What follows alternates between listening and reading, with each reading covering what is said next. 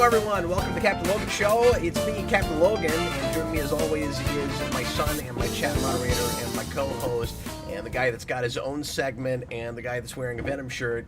It's Jason! Hi. That's a lot of types of people. So we just, in the last 10 minutes, experienced an entire gigantic comic event like all at once. We saw the death and return of YouTube all at one time. We didn't even have time to have a funeral for a YouTube. It's a funeral for YouTube, yeah. Yeah, I think we have more people watching at the start of the show right now than we have in a little while, just because of the novelty of you can watch YouTube videos again. Mm-hmm. It's amazing. Oh boy. That's crazy.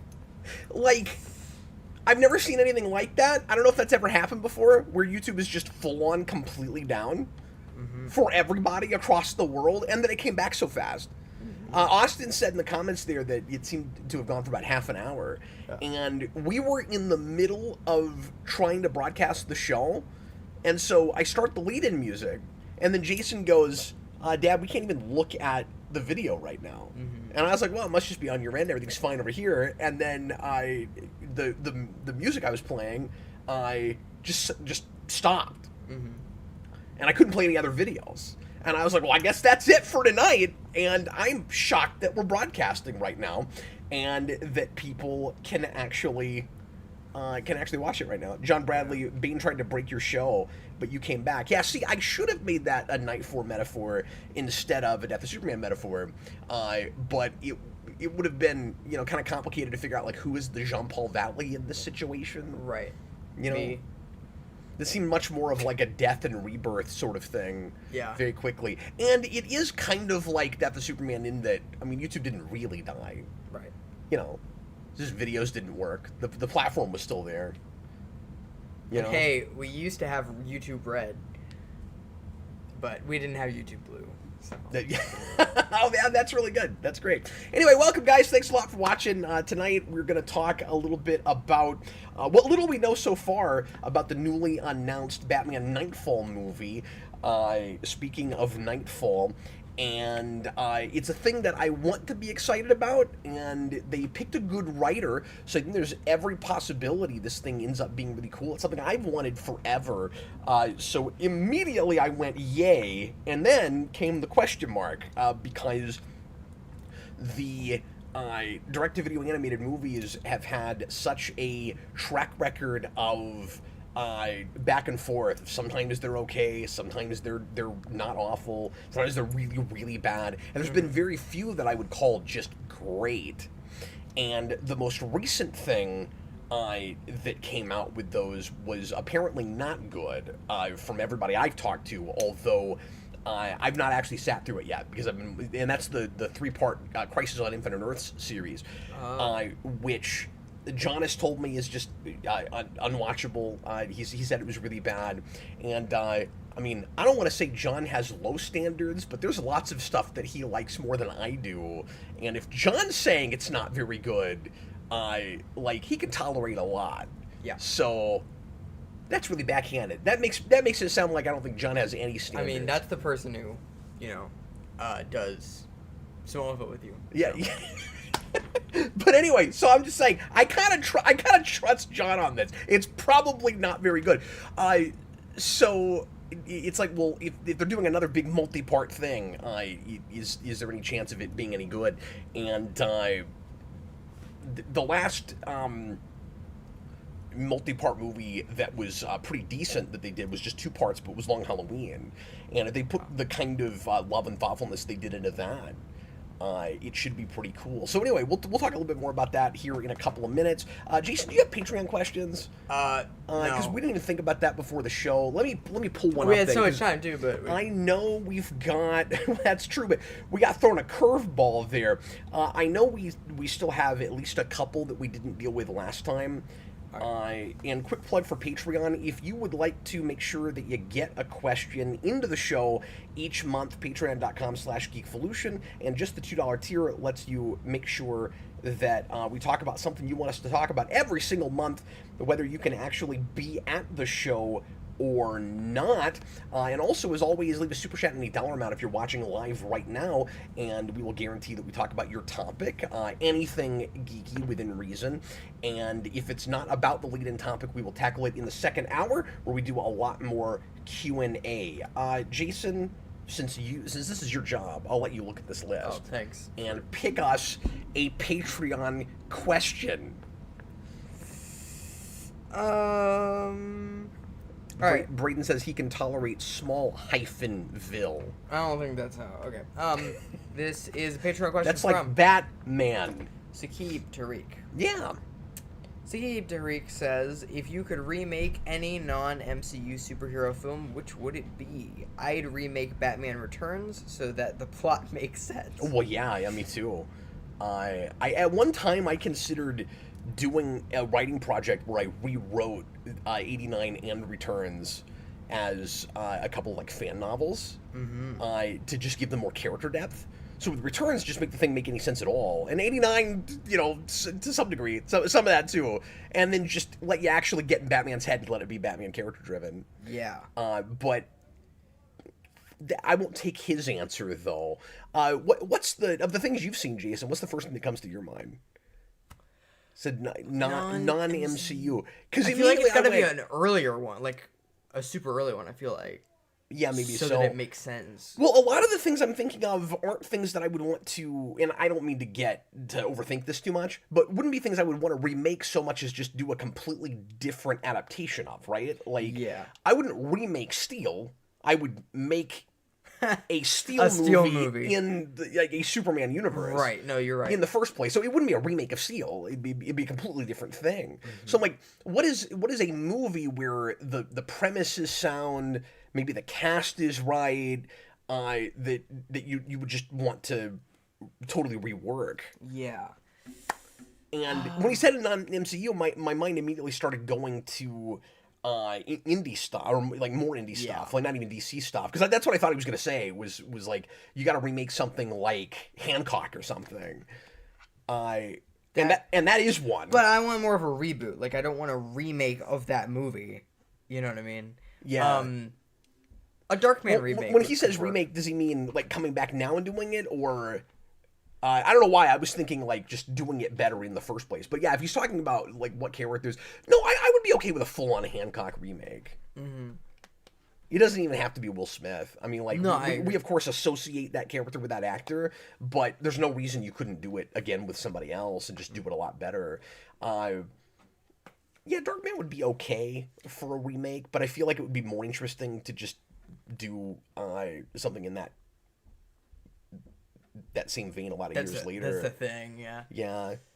And same thing with RoboCop, like... Well, yeah. And obviously that was a terrible remake that we got. But anyway... also, I just don't like remakes as an idea, really, so... Well, what's curious, though, about comics and superhero is... particularly like a comic adaptation, is a lot of the time when you get...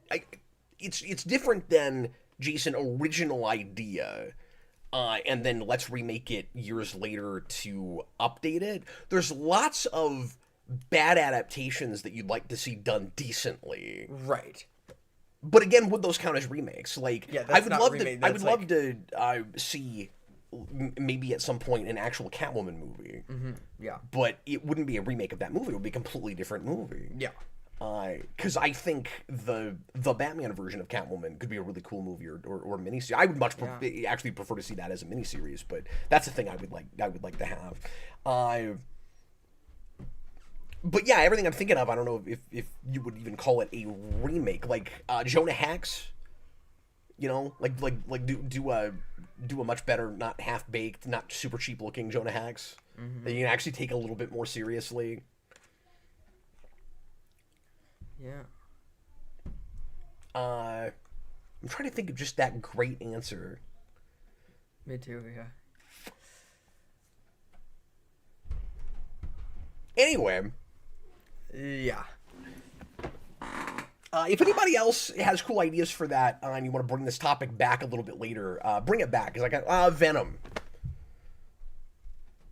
Already? Yeah. Well, I mean... like, again, I don't want to get too in the weeds with it. Obviously, if I'm like strategizing Jason, I wouldn't do that right now. I would much prefer to have Venom in a Spider-Man movie, but I'm just saying, all things being equal, like, what are movies that didn't come out well that could have been done a lot better? I wouldn't do Venom as a standalone movie, not in a Spider-Man universe, but you do Spider-Man first, and then there's lots of cool Venom lore that you could then do a movie with. And of course, Agent Venom is what a lot of us want. Yeah. So I don't know. I don't know how to answer this as remake. So I'm just going to stuff I'd want to do again. Nicholas Bodo says Spawn remake. Yeah, and again, still would be kind of a different story, but that is at least a thing that you could go back and do the origin and do a lot better, and not have a completely busted third act. You know, where at the very least, if you had Jessica Priest again, you could bring her back as a Hellspawn like she was supposed to be in the first place. Yeah. Stuff like that. I think it'd be fun to do a Spawn movie where you I just had this thought, Jason, where you have an opening act, maybe not a full act, but like a 10-15 minute prologue where you kind of do the Superman Krypton thing, like with Man of Steel, but you do a like medieval Spawn or a Dark Ages Spawn. Like, you set up the whole heaven and hell battle eons ago with a different Spawn. And maybe you even make it Cagliostro as a Spawn. And, like, you tell part of his story, like the last time he suited up as a Hellspawn. And then you do Al Simmons' origin, and then when you meet back up with him, I never had this thought before. When you meet back up with that character, you know about him with Cagliostro. Yeah, but that's kind of a notion. All right, let's go ahead and talk about this Knightfall thing.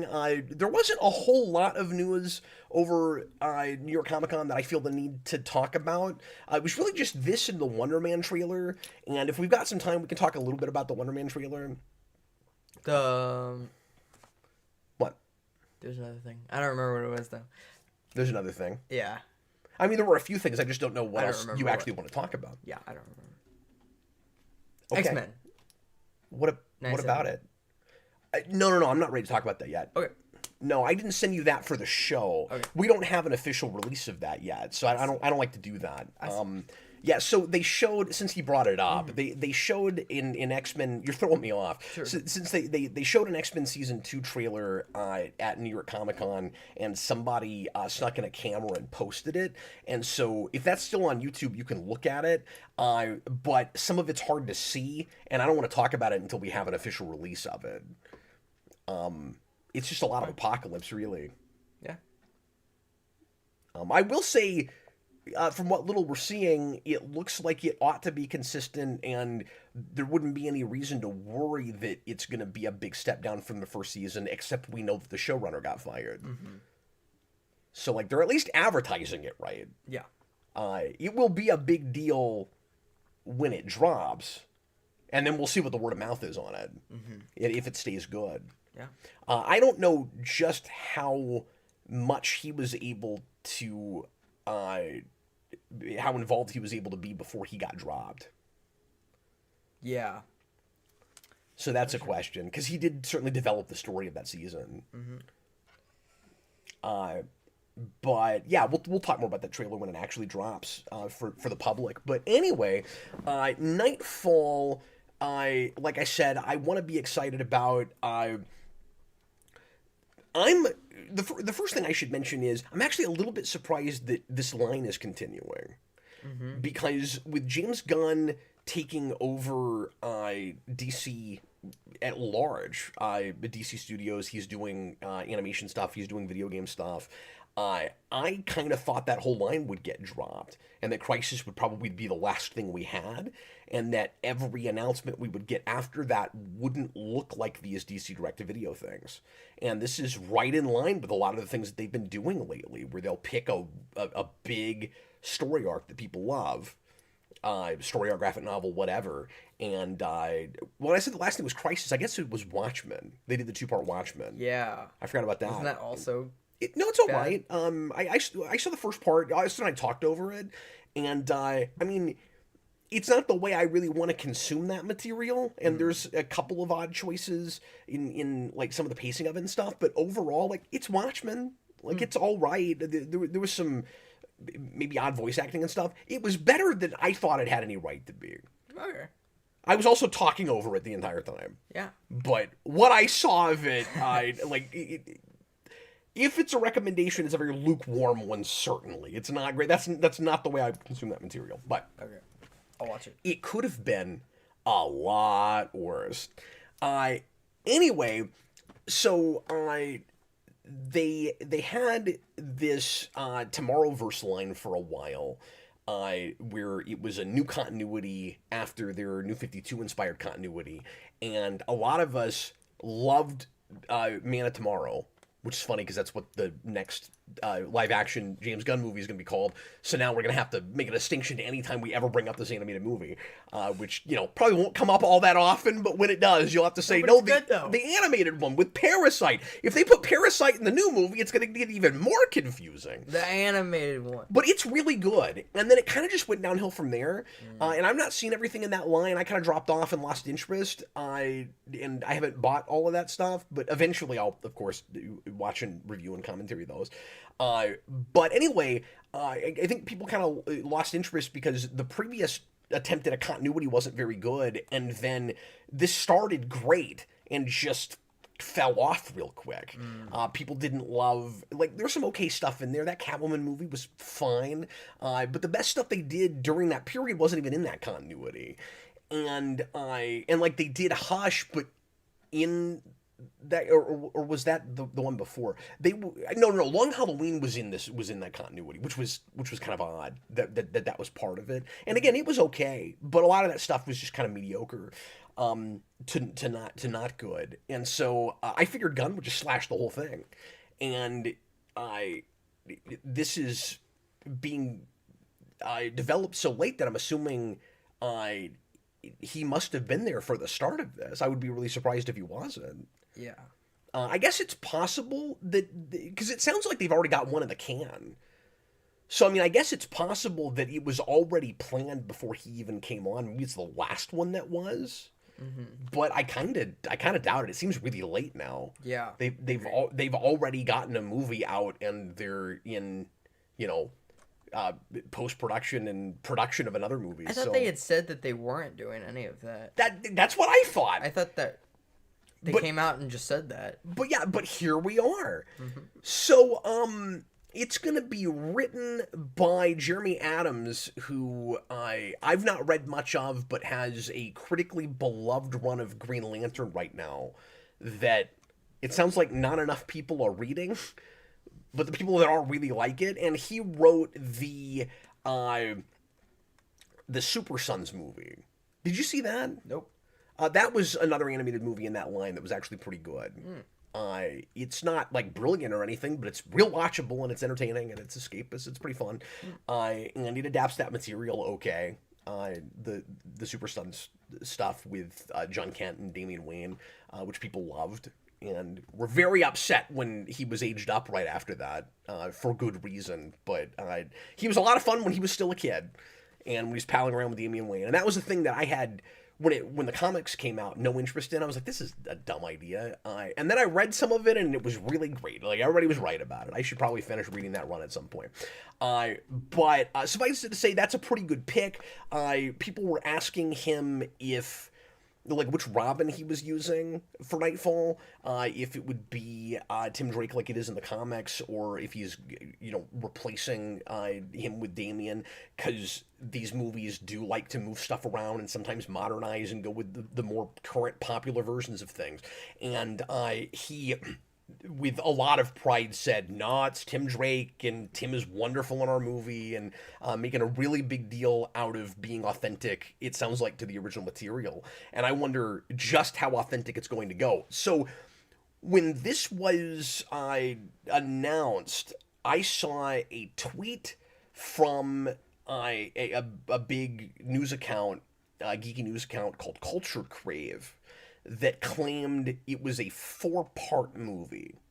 And I even announced it that way today when I mentioned we were talking about this for the show tonight. And somebody said, I haven't heard 4-part. Where did you get that from? So I went and looked, and literally I had read a couple of other articles about it, but it didn't occur to me that nothing else was mentioning the 4-part thing. That was the first thing I saw, and so I just had it in my head. It's 4-part. Everything else has just said multi-part, and I missed it. So that's on me. But that is the only thing that I have found so far that claims 4-part.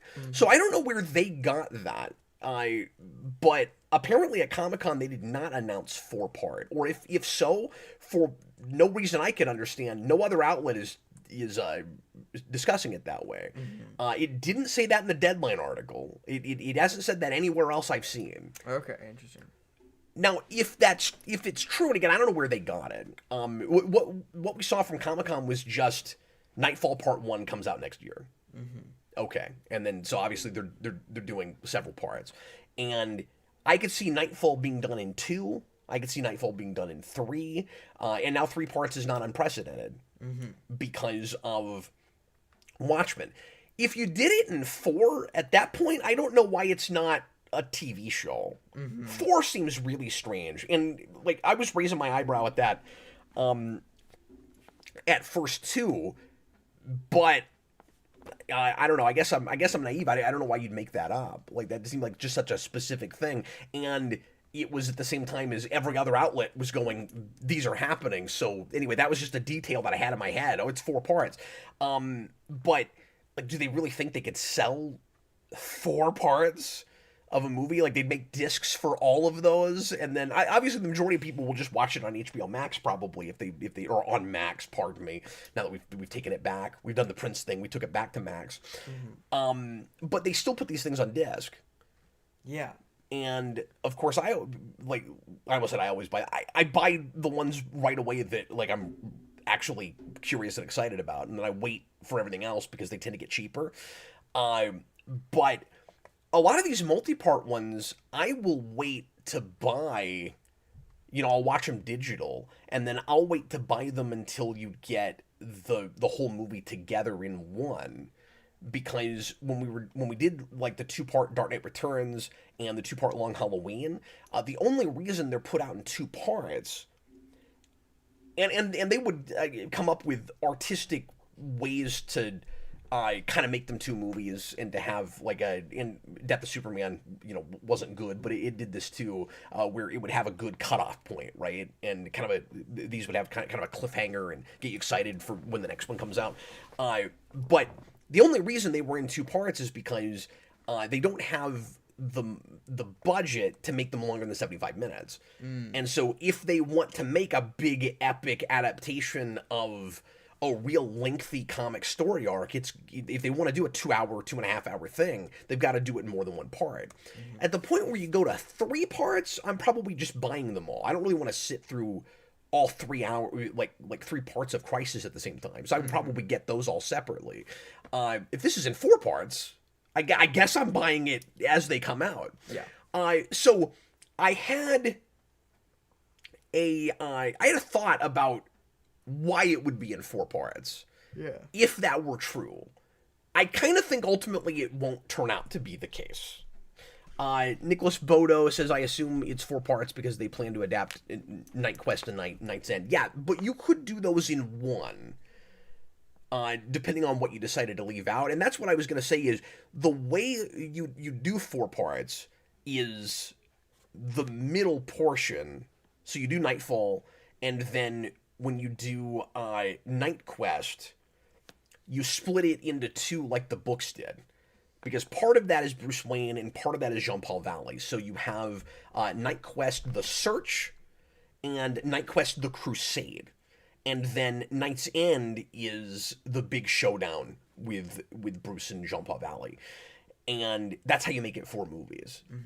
But I feel like it might be a bit of a stretch to try to do both parts of Night Quest in 75 minutes. Now, I was reviewing these with Austin and Kareem, and it's been a couple of years now since we did the last one. Just time got away from us, and Kareem's had a kid now, and so we haven't gotten back to these. But we did the Crusade or the Search, whichever one was. I think the Bruce Wayne stuff. I can't remember. It's been so long. But anyway, there was a fair amount of material in it. Mm. But I do feel like it could be a stretch to try to make it an entire movie. Mm. So I think the likelihood is that I think if they're not doing the crazy 4-part thing, it's probably actually just going to be 2. Mm.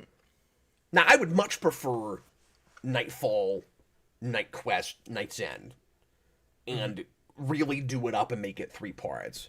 But I think it's kind of more likely that they just do it in 2. But then, to be fair, they did do Crisis in 3, and they will probably expect Knightfall to be a bigger deal than Crisis. I feel like they would have said 2-part and not multi-part. Well, the thing is, it's the kind of thing where I wish I was there, or I wish I saw a video of the announcement at Comic-Con, because the outlets are saying multi-part, but I think only because we got Knightfall Part 1. I think all we know is that it's a Part 1. Mm-hmm. Now, I'm with you. It is odd that they didn't announce it as the 2-part Knightfall. Mm-hmm. But then I think it's odd that you wouldn't tell us up front how many parts it is anyway. Yeah. So I don't know. Yeah, I can't speculate. That said 4 parts. So yeah, I can't speculate about what was it. Just that Culture Crave thing? No. Did you see something else that said it? It was Tornado. I saw that article too. Does that also say 4-part? Yeah. Okay, but that's not even an outlet I'm real familiar with. Me neither. So I mean, grain of salt. I don't even know what a tornado is. Can you read where it says 4 parts? Yes. I can. Oh, it's just that breakdown at the front of the article, isn't it? Yeah.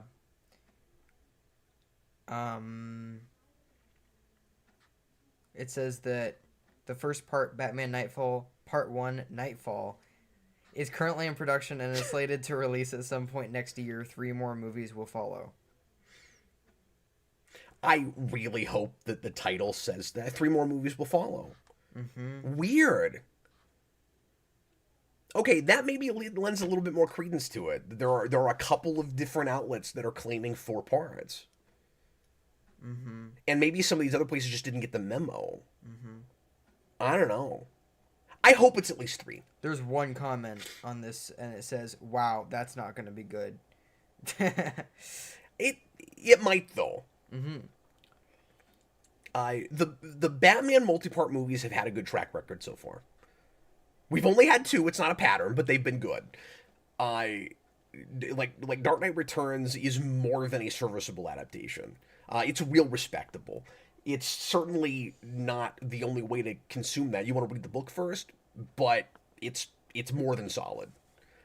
And Long Halloween, I like some things about even better than the book. It's been a while. But I appreciated that they were willing to make some changes with it, as beloved as that is, because the ending doesn't really work.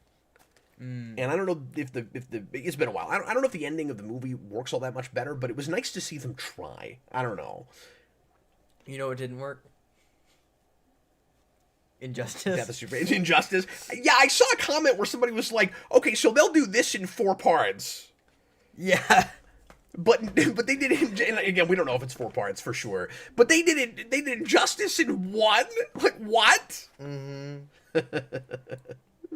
Braden says they might have filed titles for copyright that gives away that it's 4 parts. Usually if that's the case, though, an article will tell you that. Yeah. That like, we're pretty sure it's 4 because we saw all these copyrights filed. Mm-hmm. As opposed to just saying straight away. The 2 places we saw it read like... I'm speculating too much about how many parts this is, but...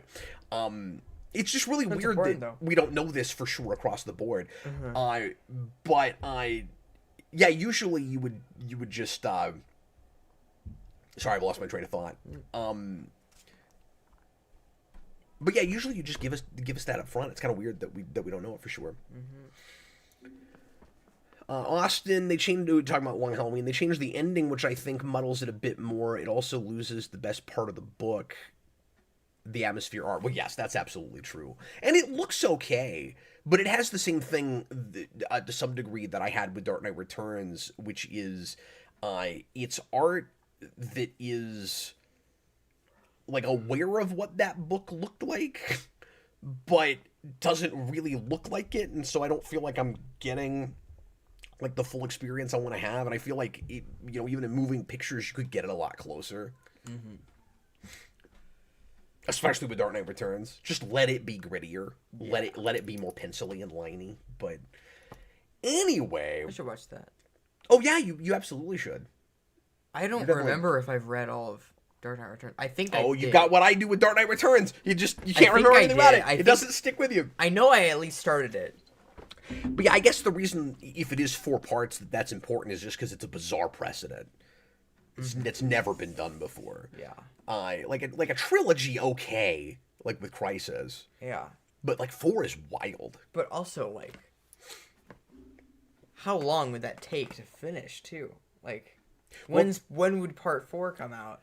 Usually they make these things kind of all together. Yeah. But it sounds like with this, they maybe only have 1 in the can so far. Mm-hmm. So I don't know. I was going to say this a minute ago. I hope that title really is Knightfall Part 1. Because, like, the banner of the whole thing is Knightfall. Yeah, Knightfall and Part 1, Knightfall. That's Yeah, because the books kind of have that. Because, like, again, the umbrella for the whole thing is Knightfall. Mm-hmm. But then it's got, new titles for the rest of it. Oh, man. Okay, if folks want to talk any more about that, feel free to leave comments or super chats, and we'll talk more about it. But, let me also say real quick that one thing that's nice about this over something like Dark Knight Returns and Long Halloween is you can be a little bit looser with what it looks like, and people aren't going to care as much because Knightfall had several artists on it.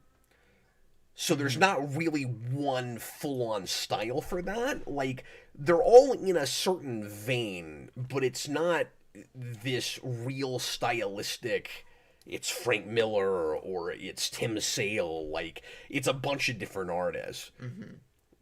And so you want it to be kind of reminiscent of that hard-edged, splashy 90s artwork. And you want it to have some color, certainly. Mm-hmm. But it's and this is why I've always wanted it. It's a perfect thing to adapt because, especially if you can get several parts. Because I always wanted to see it as a miniseries or a TV show, and I always wanted to see No Man's Land done that way also. Because you're not tied down to a style that you might not be able to pull off in animation. Mm-hmm. And so that's nice.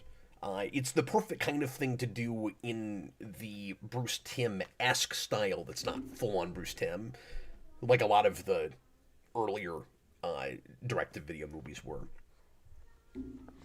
Paradox Camera, I hope the Red Hood voice actor comes back to play Batman. Yeah. That would be a good pick. I don't know. I think I was the only person who didn't really like him in that. I feel like maybe Austin doesn't like him in that either. I don't know. That's the guy. Why can't I think of his name right off the top of my head? That plays Pike in the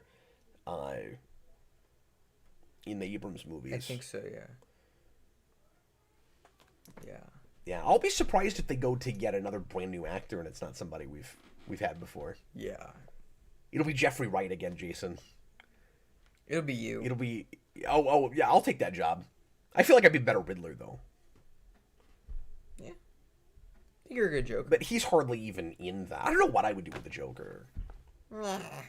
Yes, it would sound just like that. I'm the Joker. But no, I was going to say, Riddler's hardly in that story. Unless they do... Unless they adapt the Riddler stuff when Bane first comes to town, that's kind of... Like, I don't know how far back they'll go, and I also wonder how much of Vengeance of Bane we'll get. Yeah. It would be cool if it opened with that. If, like, the first 5 minutes was just an adaptation of Vengeance of Bane.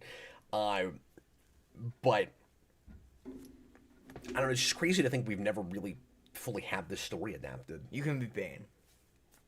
Yeah, I don't think I'd be very good for that either. But yeah, Bane hypes the Riddler up on Venom, and so we have like insanely muscular Venom, who tries to whittle Batman with bullets, and it's funny. And it's wonderful. Yeah, that Bruce Greenwood. Thank you. Oh, Austin does like Bruce. I was thinking of something else that Austin told me he didn't like. I forget now. But yeah, it wouldn't be bad to have him come back. Yeah. And there are a few pretty good animated Batman actors from those things that it would be totally fine to see come back. Okay, let's pivot real quick, and I don't have a ton to say about this, but I guess we should just mention the Wonder Man trailer real quick. Mm-hmm. So it's the guy that played Black Manta in the Aquaman movies with the dictator of Barovia from the new Superman movie. Yeah. So DC actors going to Marvel, somewhat retroactively, because I think this is another show kind of put in a drawer. So I'm going to assume, and somebody tell me if you know this for sure, because I could be wrong about this, that they shot this before Superman. Mm-hmm. And so it's entirely plausible that this was supposed to come out earlier, and that nobody would have known who this guy was, at least in our circles, before they saw this. And now everybody looks at the guy that's supposed to be, the director of the Wonder Man movie. If you haven't seen the trailer, in this kind of metafictional thing where they're trying to make a movie of an old character, of an old superhero named Wonder Man that's in the Marvel universe, but in the MCU. Apparently, we used to have superhero fiction before we even had real life superheroes, and like in the world we live in now, everybody's tired of superheroes, and I'm going to assume that that's not because of the burnout from the MCU, because they don't have the MCU. It's weird to see the MCU commenting on this, that they would even want to. It's just strange that they would even want to. What's the one I'm looking for? Be self-aware at all about the fatigue that arguably they have caused. There's a poster that has a newspaper that says superhero fatigue on it. Yeah, isn't that crazy? Yeah. And I don't mean to be hypocritical or talk out of the other side of my face. I have been calling for them to be more self-aware in the right kind of way, because their self-aware humor is awful a lot of the time. But what I mean is for the MCU to appreciate the mistakes they've made and learn from them and move on and get, like Deadpool and Wolverine did, just the stuff that hasn't been working, where they can be maybe a little bit self-deprecating and then move on and make the right choices. And I would love it if that's what this is. Yeah. I don't trust it, certainly. Yeah. But I would love it if that's what it is. It does feel a little odd that this is what we're doing with Wonder Man. That, I'm going to assume that at some point in that show, he becomes a real superhero. And that it's not just about, maybe it won't be, but that it's not just about making this movie, but that, in the course of making it, he'll end up being an actual superhero called Wonder Man. Because Wonder Man is supposed to be an actor, but, he's a superhero. But what if the whole thing, it's 8 episodes, what if the whole thing was not even really a superhero thing at all, and it was Marvel attempting to do their Birdman? So my big thought on this, I have one thought. You said you had things to say. He has thing to say. I have a thing to say. Okay. I'm just over MCU humor. Sure. That looks terrible. Just it looks like it could have been great. But the problem is it's an MCU thing, and it has to have that MCU humor, and I'm it has a certain quality about it that I don't know if I can describe. I'm having a hard time it's putting MCU. my finger on it also, and I feel like they cut a decent trailer. Yeah. But my worry is I don't know. Am I a crazy person? Yes. If it weren't for everything they've put on Disney Plus so far, I would actually look at that and think there was a chance it was cool. Yeah. I really would. It's all the stuff between the lines I feel like I'm seeing. It looks so, like, like when you say MCU humor, like, for the kind of show they're making, I don't actually feel like there's necessarily too much of that. It's just there's a, like you said, there's an affect, there's a quality about it where I'm afraid that they're actually hiding a lot of it, and that you'll get in there and it'll be just scene after scene of really cringe comedy. It's just not funny at all. I'm just afraid that it's it'll be pretending to be something that it doesn't know how to pull off. I'm just afraid that it's going to be more She-Hulk. Exactly. Like, it just looks like it but could be that. Looks more sober than that. Sober, yeah. Like, it is a comedy, but like I'm not gonna begrudge it being a comedy necessarily. Right. But it's the brand of humor too. I mean, yes, they're making too many of those or too many things that like aren't funny, that they're like trying to pass off as just, you know, great superhero fiction, and I guess that's all supposed to just be slapstick, laugh out loud funny all the time. Oh my god, I just realized you have like 50 Batmans back there. I still haven't taken those down. All week long I've left my 89. You know what I should have done? Yeah. I should have just claimed I was doing it on purpose to advertise that the show is back. Now you're just That's doing what it I on should purpose. have done. That's not what I was doing. But I wish I'd said that. Yep. Braden says it's going to be Brave New World again. Brave New World again. Yeah, in what way? Yeah. Like, just in that it looks like a bad TV show? Because, I mean, that was a theatrical movie that is a bad... Or does he just mean, like, in the way it's paced, or... Because CG's gonna do the thing that. is, that movie's not even mired in bad comedy. That movie's mired in bad drama. Yeah. Well, that movie is just, like, the worst paced thing I've ever seen. Oh, man, I don't want to go back down that, but... Austin says Wonder Man is going to be like eating a bag of smallpox. I must be a crazy person, but I saw that trailer and I went, I mean, it looks different. If it wasn't MCU, I'd be more interested in it. You know? And again, I don't know how I feel about they're trying to do that kind of meta commentary in the MCU about superhero movies. Just because they've created a lot of that problem themselves. And so I want to say there's a way for them to do that, but it would have to be like really classy, and it would also be sort of like putting... I don't even know if you should do this. It would be sort of like waving a white flag. It would be sort of like picking up a sign and saying, sorry, everybody. Like, you'd almost want to use that as your reset button. I don't mean for rebooting your continuity entirely. I just mean, you know, kind of tonally, to kind of refresh things, to go, we're going to do a satire about all the ways that we used to be great, and the reason that people are not interested in the kind of stuff we're making anymore. Yeah. Because the thing is, and again, I don't want to be hypocritical, I have been calling for Marvel to try more different things with different genres. I mean, this is them doing that, unless it degenerates into a real typical superhero thing. It could be cool if the whole thing was just they're making a superhero movie in the MCU. Like, is that on its face a bad idea, a bad premise, especially for a TV show? I wouldn't want a big screen movie that did that. Right. But no, I don't think it's bad. I don't know. I don't even know how to explain it, but there's just something about it that's like... Would this almost be... I wonder if this wouldn't be better if it wasn't in the MCU. I agree. If it was Marvel making it, it was for Disney Plus, and it was just... That's what it is. Like, its own thing. Yes. Not at all, right? Yep. It's I don't know why because it's set in the MCU. It's because Slattery's there that it feels funky. Yeah. Right? That's why it's weird. Yeah.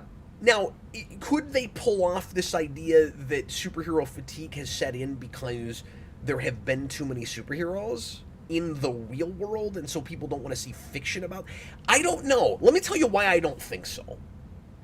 Because there have been, since we're talking in the canon now, since the blip, there have been no Avengers teams. There has not been an Avengers team.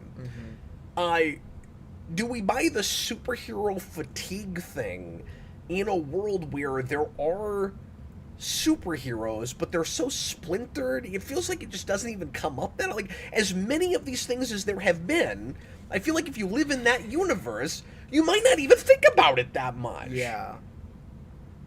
Am I right? If you would, like, I don't think that universe has had a chance for superhero fatigue. Yeah. And also, the superheroes saved us from oblivion. Yeah, I don't. Endgame, and also lots of other times. I feel like, if anything, it comes off as gimmicky because it's real superheroes and not actual, like, superhero fatigue, but with movies. Yeah, and that's why I feel like it would almost be better if they weren't attempting. It's too on the nose, and again, because they caused a lot of this. DCEU didn't help, but I mean, they caused a lot of this. If it was, you could almost do a satire going the other way.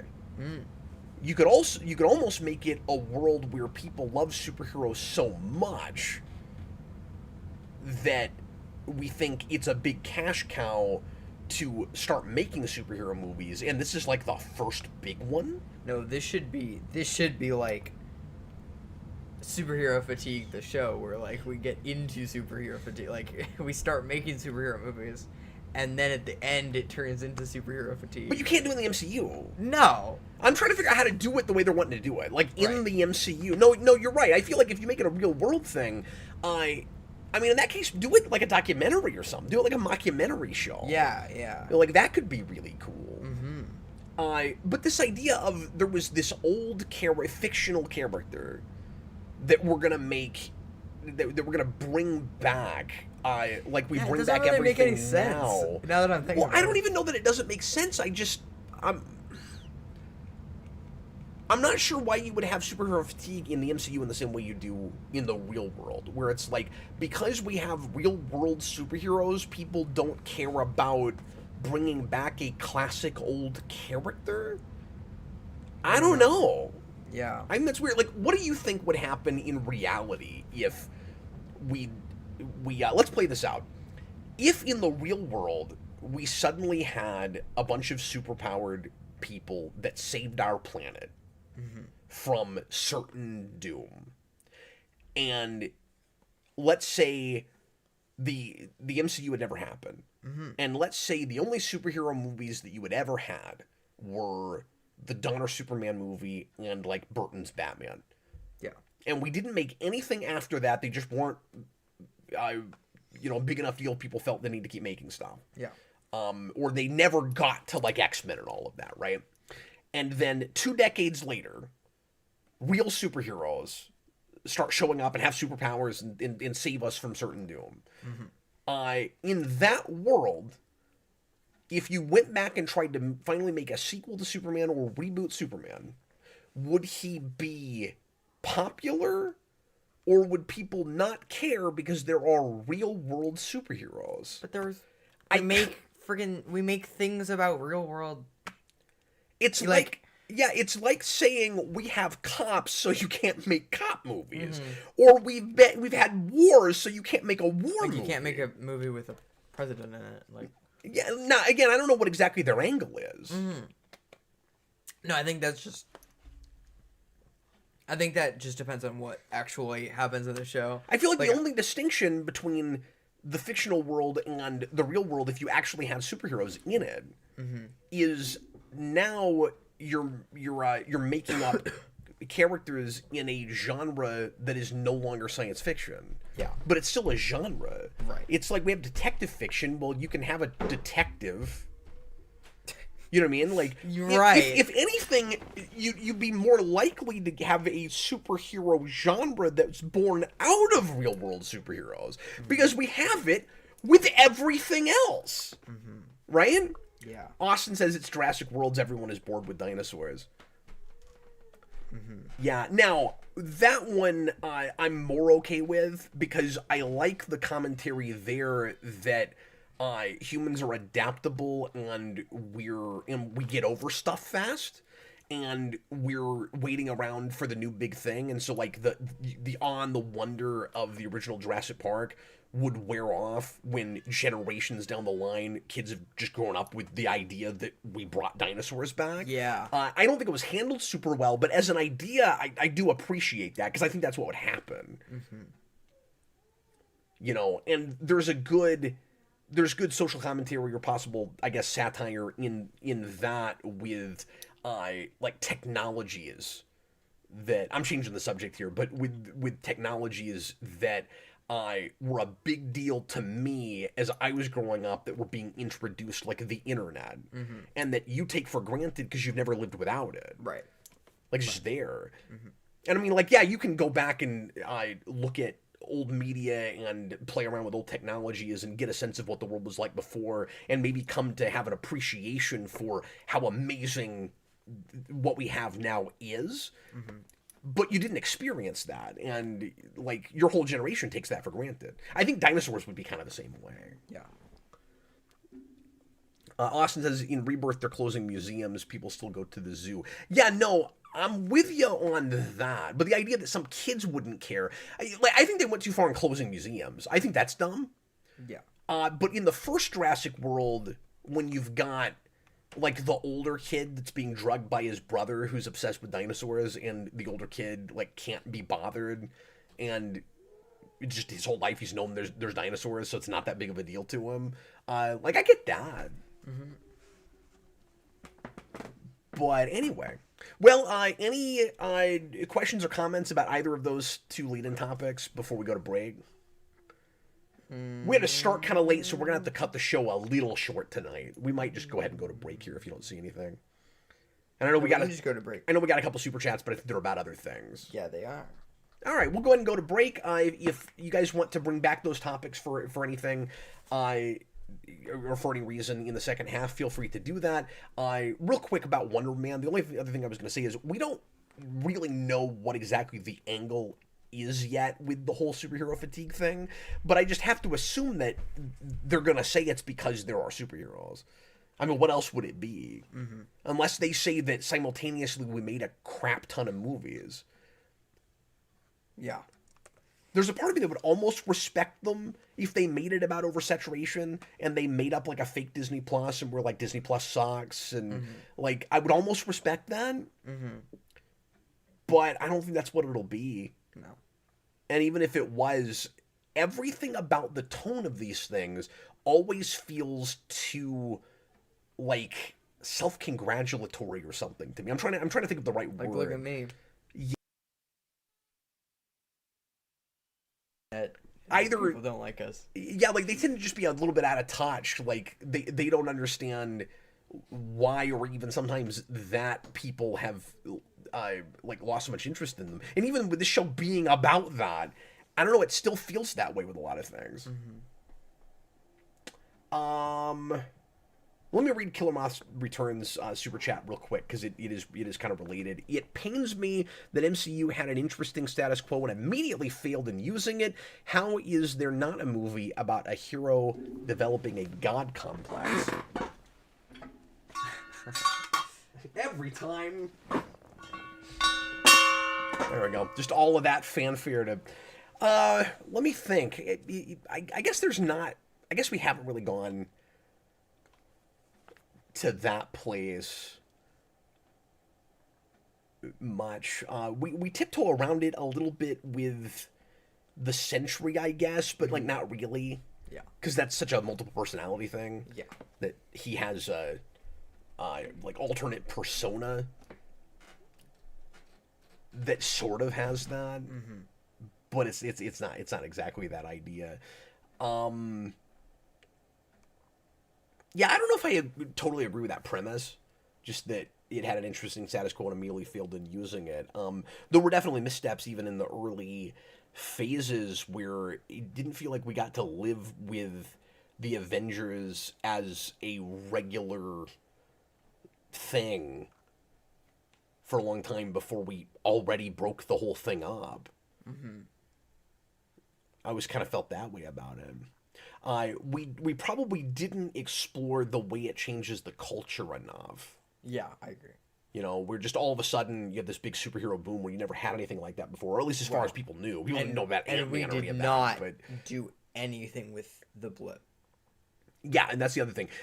As I've said before, some of the Disney Plus shows played around with it a little bit, and like WandaVision did some okay things with it. Like in the interim when they introduced the other Captain Marvel. What's her name? I can't think of her name. Monica Rambeau. Thank you. There's a really good flashback with that there, but we don't. But yes, we never did enough with it. Yeah. Okay, we're gonna go ahead and go to break, and in the second half, Jason and I are gonna do a fun, pretty quick list for you. I'm not gonna have a ton to say about that, but we'll just do a fun breakdown. We're gonna do a little Power Rangers thing, and then we're gonna take your questions about any geeky stuff you want to talk about. We've got a couple super chats to tackle, and then we're gonna play a little game at the end.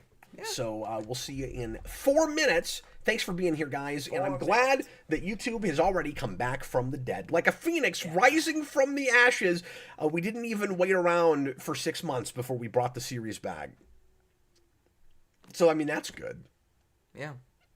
Like comics, we kill characters off and bring them back in 6 months. Oh, yeah. Yeah, anyway. All right, well, Jason has no idea what I'm talking about. We'll see you in 4 minutes.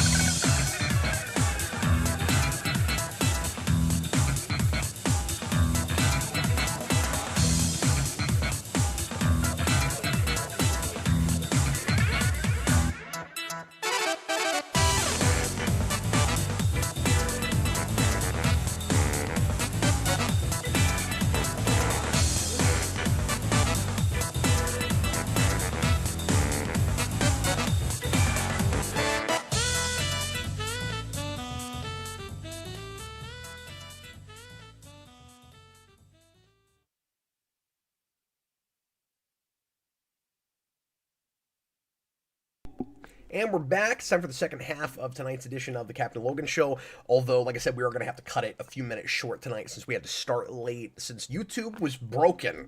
It's not my fault, folks. It was nationwide. It just didn't work.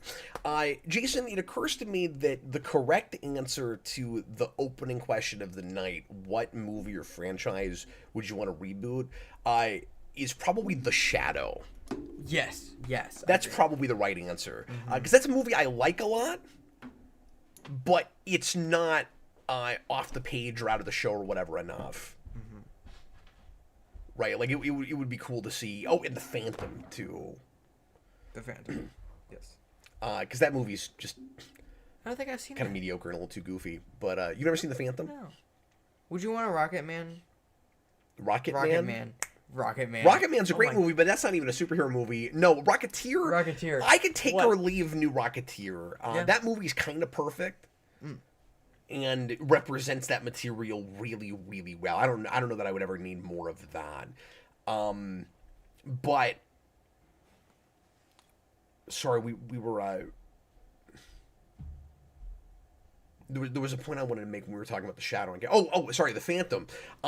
If you brought back The Phantom, I want to see Phantom 2040. I want to see an attempt at futuristic Phantom. Yeah. Although we're getting so close to 2040 now. Yeah, well... You'd almost want to set it a little further ahead. Phantom 2140. Oh. Anyway... All right, let's go ahead and get into our next segment. Somebody asked me to talk about DC Next Level, which I didn't know about when we did the comic show last night, so I wasn't able to get into. But I'll try to briefly mention the new titles that are rolling out next year when we get past our segment here. All right. See if I can talk about that. I'll try to bring the titles and creators up. And talk about that. Don't know about that. But anyway, yeah, there's a couple things that look kind of intriguing. I'm not real excited about any of that, but okay. So that looks like it could be cool. But anyway, they're bringing back some titles we haven't seen in a long time, and a couple of things just immediately you can be like, well, that's not going to last more than 9 issues, but probably. Although you could be more sure about that if it was Marvel than DC, certainly. I'm pretty sure most of it is going to last more than Rogue Storm. Nicholas Bodo, it's a huge announcement. Is it? Is there part of it that I've missed? I just saw some titles.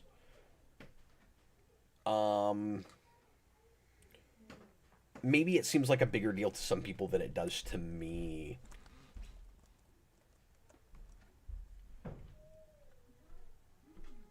I don't know. I'm not sure. I'm not sure why he's saying that. That did not seem like a gigantic deal to me. Is it just because Rucka's coming back? I don't know. You'll have to let me know. Okay, so Jason, what are we talking about? What are we doing? Top 10. What silly thing are we doing this time? We're doing top 10 Mighty Morphin Power Rangers monsters. All right, bear with us, guys. This won't take very long. For anybody that doesn't care about Power Rangers, we apologize. But for folks that do, you should enjoy this. So, Jason, no, I've got it here. Okay. Jason, I didn't do it. I kind of cheated with this a little bit. Okay. But I will explain that at the end. I came up with a solid 10, but my true number 1 may not actually count.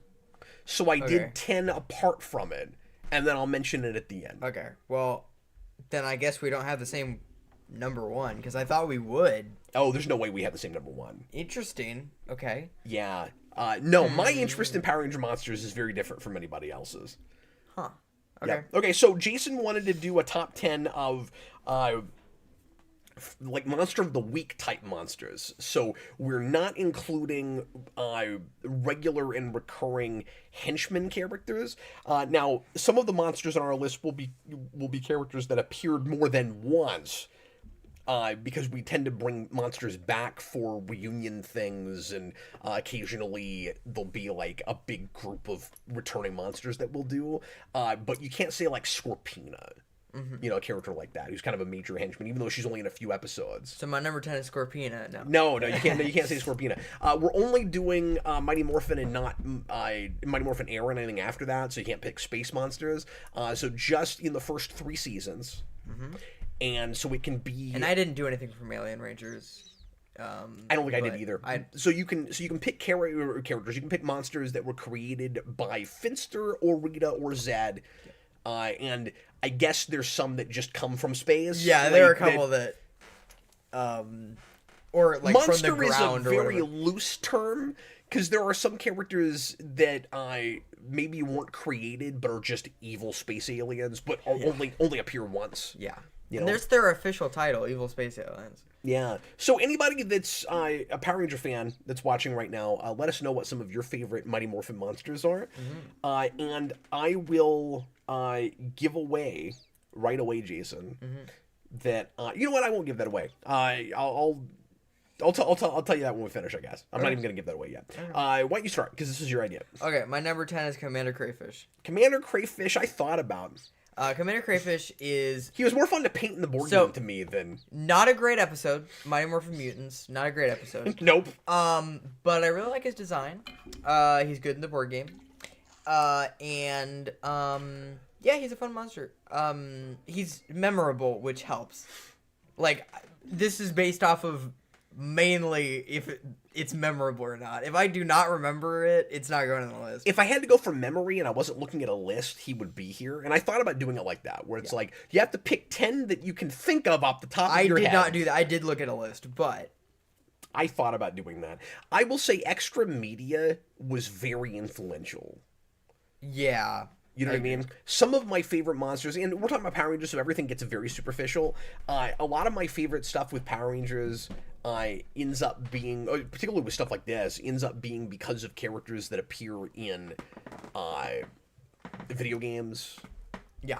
And now the board game, and to a lesser extent comics. There's one... But there's some things, if they got a really pretty drawing, it sticks with you more. There's like one... if Mora did them. Yeah. Or... There's one that is way higher than it would have been if not for, like, a specific thing. Oh, interesting. That is not that show. Okay, my number 10 is Shell Shock. Okay. The turtle with the traffic light in his head, just because he's a preposterous, hilarious design. The trouble and with it's Shell kind Shock. of the trouble with Shell Shock, and it's kind of fun that he sort of looks like Toka from Ninja Turtles 2. Yeah, yeah. All right, you're number 9. My number 9 is Primitor. I thought you were gonna say probably. I'm like, you should have it definitively. It's a list. Primitor. Wow, really? So I really like the Wannabe Ranger. That's like one of my favorite episodes. I don't know why. I'm wondering how many of these will be in the board game, because Primitor is also one that I don't painted. really like him in the board game, but he turns into Billy for a minute. Oh, I forgot about that. Yeah, he's the shapeshifter. I was thinking guy. about this more just based with some of these, just the design. Yeah, like Primitor's not that cool of a design.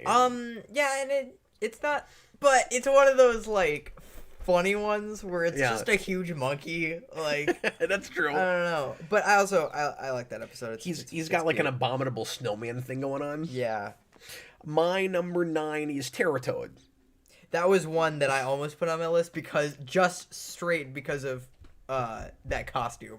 Because it is amazing. It's great. It's so Jim Henson. Yeah. Like, it's that old Jim Henson joke of, isn't it fun just to have a giant puppet that eats people? Yeah. That goes into his mouth, and then just like the stickers of the Rangers that go on him. Yeah, it's hilarious. Yeah.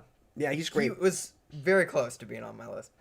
If you're a Power Ranger, that is a scary monster. Yes. If you're watching on the outside, it's the funniest thing. Yeah. There's something very 60s Batman about that. Okay, number 8. My number 8 is King Sphinx. King Sphinx, I thought about. King Sphinx is like the Power Rangers monster of the week. Like, he's kind of he's the first one. He's one of the most beloved of those. And yeah, that's Preston Engagement, which is like the 3rd episode of the show. Yep. And so I don't know. He's memorable. He has a good design. Yeah, I considered it. He was fun to paint. I'm glad we got him in the board game. Yeah, we did get him in the board game, but way too late. Really late. Yeah. Well, and when I interviewed Jonathan Ying about that, he said it was really strange how late they had to wait because they were going to put him in the first box. He was supposed to be in. I don't know if it would have been in place of Nasty Knight or in place of Bones or who, but like he was supposed to be in that first. And for whatever reason, they didn't do that. But he talked a lot about how he showed up in a lot of the early merchandising. Like he's in the first Power Rangers board game. and Yeah. he's one of the only figures they made for a long time for monsters. But yes, did not make my list. Was never one that grabbed me super hard. My number 8 is iGuy. All right, my number 7 is iGuy. Yeah, it's just a fun design, and one of the creepier ones, one of the more legitimately creepy Power Ranger monsters, where he's got these giant eyeballs that float around everywhere, and he'll just be an eye, and that's one that is influential for me because of the Super Nintendo game, because you fight him there. Yeah, it's true. Braden, can you show pictures of some of these? We should have maybe pulled that up, except that I would have known what yours were. Yeah, we can try. I'm just afraid it's gonna slow us down. Yeah. Give us just a second here, because I did not have us rigged up tonight. I did not think about that. That's a good idea, but yeah, we should have done that. Oops, that's not what you want. Anyway, we'll keep talking, and I'll bring some of these up. What was your 10 again, Jason? My Commander Crayfish. People are gonna be so annoyed at him for saying that. They're gonna be like, God, why do we have to wait around while they pull up pictures of Power Ranger monsters? Here's Commander Crayfish. There's that guy. Yeah. What number are we on, Jason? We're on 7. You're 7. Okay. I tell you what, we can come back and show pictures of our early ones, and we'll just show them as we go for the rest of this. My number 7 is, and you'll not be surprised I put this on here, Jason. My number 7 is Lip Syncer. Yeah. And that is mostly because the Megazord fighter. I always thought she just had a really cool design. Yeah. And is fun to fight in that board game. Yeah. In fact, I'm gonna take us out of here, I think, so that everybody can see what we're showing here. But she's got a big lipstick head. Yeah. And she a lot of the time with Power Ranger monsters, 2, right? Yes, a lot of the time with Power Ranger monsters, we like to blend two or more concepts, and so Lip Syncer. And we like to be really punny with it. So she hits you with music notes. Yeah. She like sings at you and sends music notes at you, but she's also got a lipstick head. And those two things have nothing to do with each other, except you put them together and you get Lip Syncer because it's a pun. Lip Syncer. What is your number, 6? 6. My number 6 is Shell Shock. Oh, okay. Well, we'll pull him up too. Shell Shock. So, yeah. So, first season, they adapted every single monster in that Sentai. Yes. They did all of them. And that Sentai had a lot of really unique, memorable monsters. Yeah. More of my list are, as you might suspect, Zed monsters. I definitely like more of the Season 2 monsters than the Season 1 monsters. I have more Season 1 than Season 2, but there's quite a bit of Season 2 on my list that's, like, higher up. My number 6 is The Wizard of Deception. Oh, I guess that counts, yeah. Yeah. I didn't even... I mean, he probably wouldn't have made my list, but... He creeped me out as a kid. Yeah. And I always liked the fire effect behind his mask. I don't like it. Oh, you don't? No. I think it's, I mean, it doesn't look great, but it's Power Rangers. Yeah. Like, but I just always like the idea that he's got kind of like hell back there, and I like that his face is in a constant smile, and he's got a cool scepter, and he does look like he's just wearing a real cheap, like Spirit Halloween costume. Yeah, he does, yeah. But I always liked his design. Yeah. He's very cool looking in the board game. He shows up in Return of Green Ranger. Mm-hmm. He's the guy that makes the second Tommy, yeah. Yeah. Alright, my number 5 is Lip Syncer. Oh, you put Lip Syncer on your list. Yeah, I didn't think you higher would. than you. I actually thought you were going to make fun of me for Lip Syncer. No, I actually... This is what he looks like in the board game, by the way. And my paint on this is not that far away from what this person did with it. Yeah. Mine's more dry brushed. I don't think you But made it shimmering robes though. no, not exactly shimmering. Shimmering. I don't know. But yes, but the board game is definitely somewhat influential in why I put it there, because you gotta admit, he looks way cooler like this than he does like this. Yeah, that's fair. Yeah, lip syncer. Mostly because of the Power Rangers Fighting Edition. Great. Like, one of my favorite characters in that game. And Cool. I did not expect her to show up. I don't remember a single thing about that episode. But, you know. I just remember what she sounds like. Yeah. Yeah, that's true. No, I do, actually. Okay, we don't want to take too long with this. We got to get the questions. Number 5. Number 5. Oh, it's my number 5? Yes. My number 5 is going to be on most everybody's list. And so there's I can't avoid it either. Mm-hmm. It's Pumpkin Wrapper. Wow, number 5. Yeah. That's insane. Partly because I have to admit that I did at some point get a little bit of Pumpkin Wrapper fatigue, if such a thing exists. I mean, he just started showing up everywhere. I think it's well deserved. I mean, it is, but it just became one of the only monsters that we were talking about merchandising or doing anything with. He gets a lightning figure. I've got this figure. It's great. And then he shows up in I don't even know what this card is. But he shows up in the phone game, I think.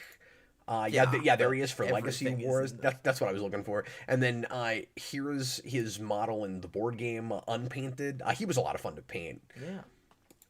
But I don't know. I think at one time he might have been a little bit higher on my list, but wow.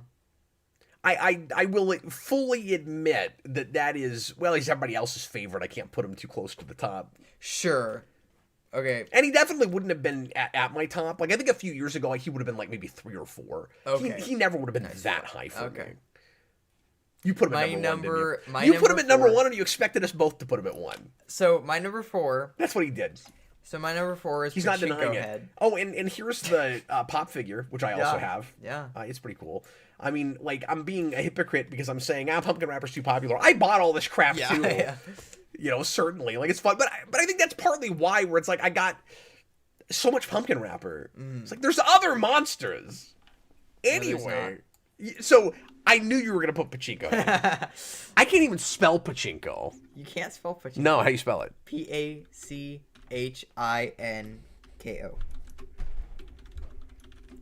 Thank you. I just wasn't totally sure how to spell it.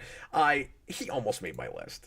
So this is like the best episode of Sentai ever, and the best episode of Mighty Morphin ever. And no, it's not.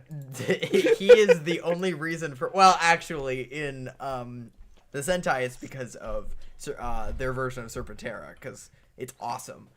But Rocky just wants to have fun is like top 5 episodes. I'm kidding, but also not. No, it's ridiculous. Yeah. What's your number 4? I've seen that episode way too many times. That was one that, for whatever reason, played. It felt like on loop on TV. It was ridiculous. My number 4 is Bones. Wow. Yeah. One of the first monsters that appears in Mighty Morphin. That's what, high 5? That's high 5. So that is what, 2nd, 3rd, 4th episode? Like, it's really early. I think it's 5th episode. So you said King Sphinx is the first monster past Goldar. Because we fight Goldar in the Megazord in the first episode. Yeah. And then I guess King Sphinx. And I think it might be Bones just It might be Bones. Actually, yeah. It's either Bones or it's Nasty Knight. He's pretty early, too. Yeah, I'm not sure.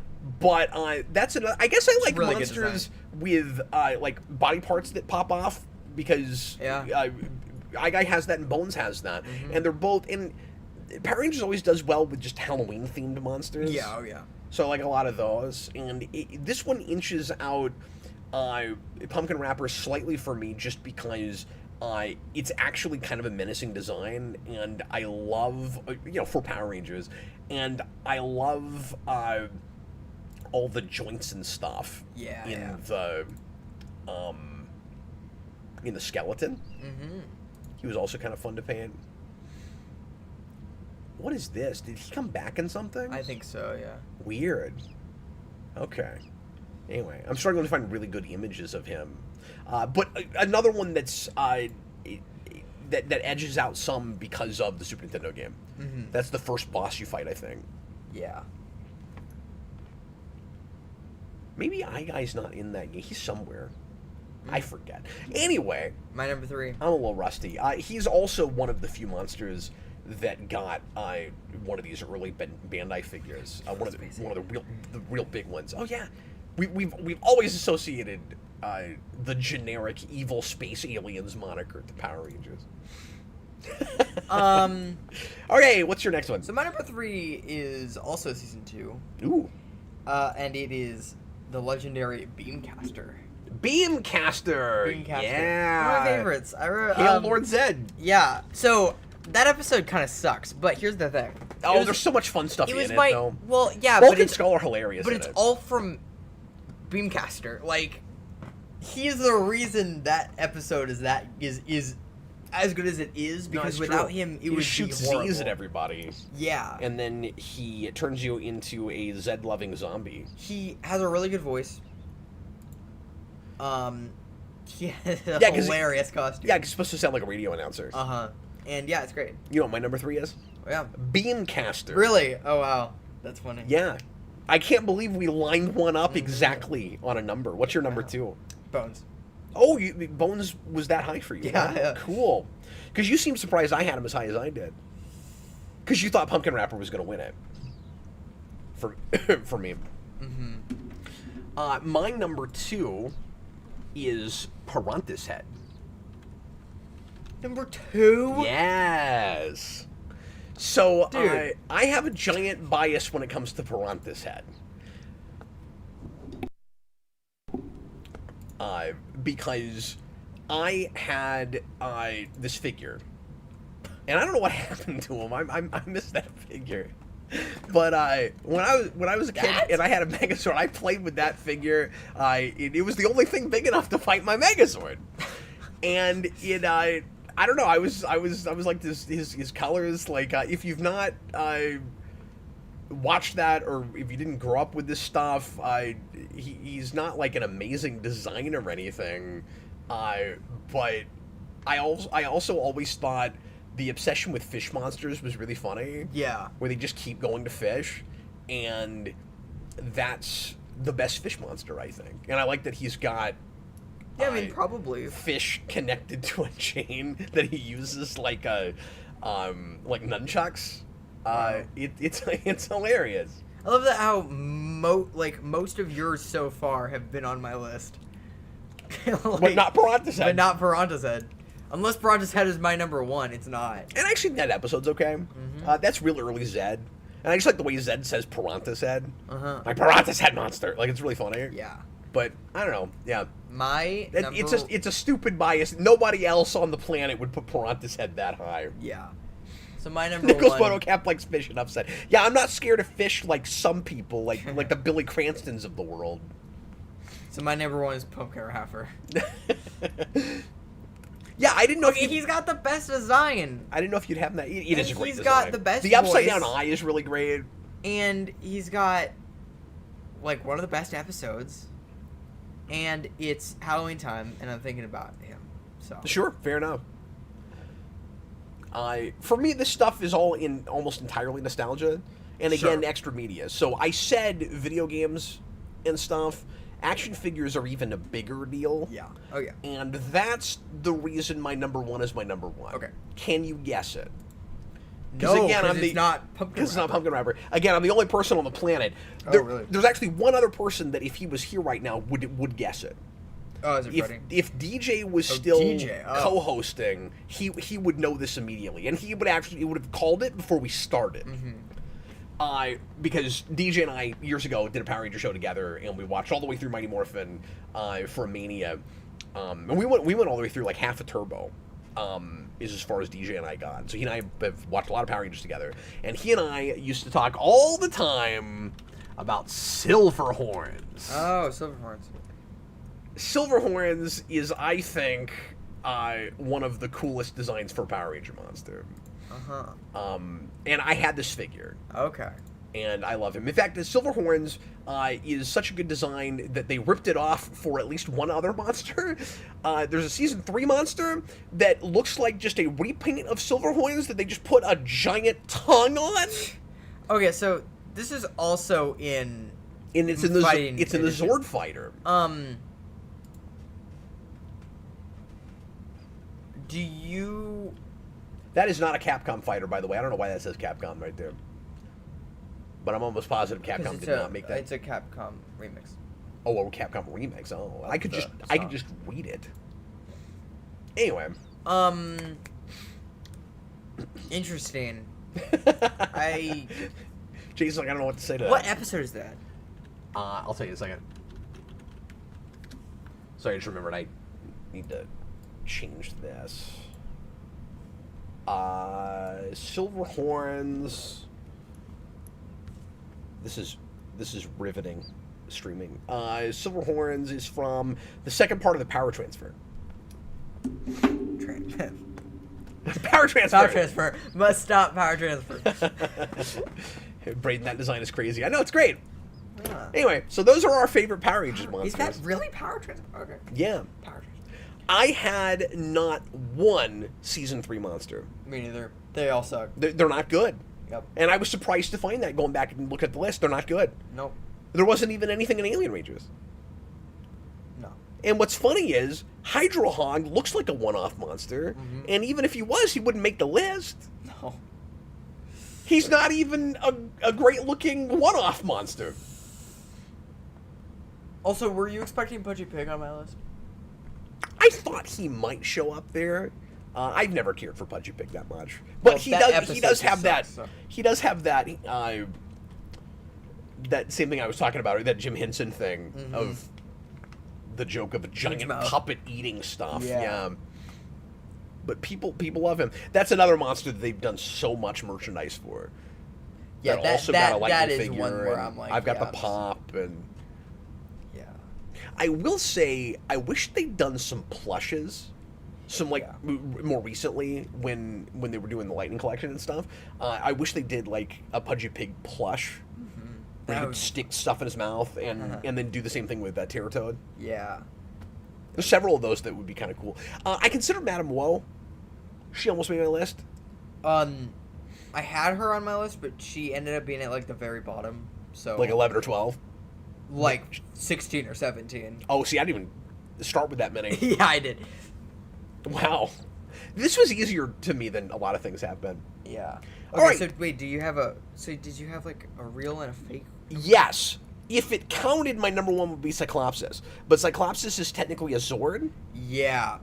But shows up on a lot of monster lists. And when I was looking at it, like the Ranger Wiki, thanks for bringing that up, the Ranger Wiki considers it a monster.